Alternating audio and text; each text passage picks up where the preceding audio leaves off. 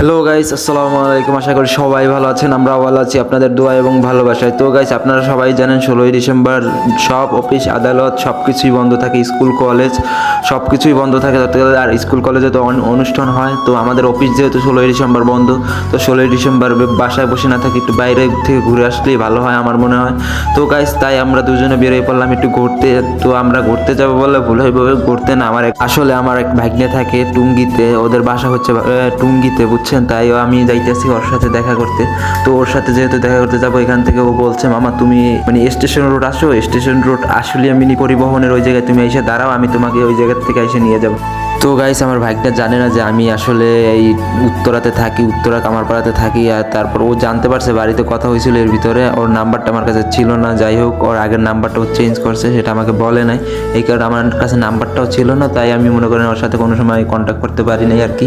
তো আমার বাড়িতে ফোন দিয়েছিল, কথা বলছে বাড়ির সবার সাথে। তো ওইখান থেকে জানতে পারে যে আমি উত্তরা কামারপাড়াতে থাকি। আর গাইস, ভালো কথা, এখনও যারা আমাদের চ্যানেলটিকে সাবস্ক্রাইব করেনি, অবশ্যই আমাদের চ্যানেলটিকে সাবস্ক্রাইব করে থাকবেন। আর যদি ফেসবুক থেকে দেখে থাকেন, অবশ্যই ফেসবুক পেজটিতে আমাদের ফলো দিয়ে আমাদের পাশেই থাকবেন। তো গাইস, আসলে মিনি পরিবহনের ওই জায়গায় যে আমরা ওয়েট করছিলাম, ওইখান থেকে কোনো ভিডিও আসলে করা হয় না, ভিডিও নেওয়া হয় না।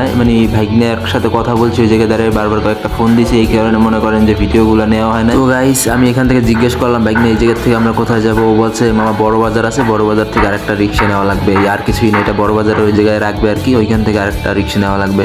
তো গাইস, আপনারা হয়তো অনেকেই দেখতে মনে মনে ভাবতেছেন আমার ভাগ্নে কই, ভাগ্নে কই। এই যে দেখেন আমার সাথে যে হাঁটতেছে, এইটাই হচ্ছে আমার ভাগ্না, ওর সাথেই দেখা করার জন্য। তো গাইস, বাস থেকে নেমে পড়লাম। বাস থেকে নামার পরে এখন আমাদেরকে এই রোডটা আর কি ক্রস করা লাগবে, এই রোডটা ক্রস করা লাগবে। জাম একটু সামনে যাওয়া লাগতো, কয় মামা আমরা হাইটে যে ওর যে জাম পড়ছে, এই জামে মনে করো যে ওই সামনে পর্যন্ত যাইতে পারবো না। তো আমরা বললাম আচ্ছা ঠিক আছে, তো হাইটেই চলো। তো একটা রোড ক্রস করছি আর কি, এখান থেকে আর একটা রোড ক্রস করা লাগবে। এখন বাইকনারও বলতেছি, মামা এই যে ময়লা দেখছো, এখান থেকে কি গন্ধ আসে? বাকি মামা ঢাকা শহর এরকমই জায়গায় জায়গায় দেখো ময়লার স্তূপ। তো বলতেছে আমাদের এই রোডটা ক্রস করলেই হবে। আমরা মনে করেন যে রোডটা ক্রস করার জন্য আর একটা গ্যাপ খুঁজতেছি, আর সবসময় আমাদের রোড পারাপারের ক্ষেত্রে সতর্ক থাকতে হবে। তো যেহেতু প্রথমবারের মতন বাইকনার বাসা যাইতে কিছু না নিয়ে গেলে কিরকমের দেখায়, তাই এখান থেকে 2 কেজি মিষ্টি নিলাম, পান সুপারির কথা বলছিলাম। তো বলতেছে, মামা বাসায় কেউ পান সুপারি খায় না, পান সুপারি নেওয়ার প্রয়োজন নাই।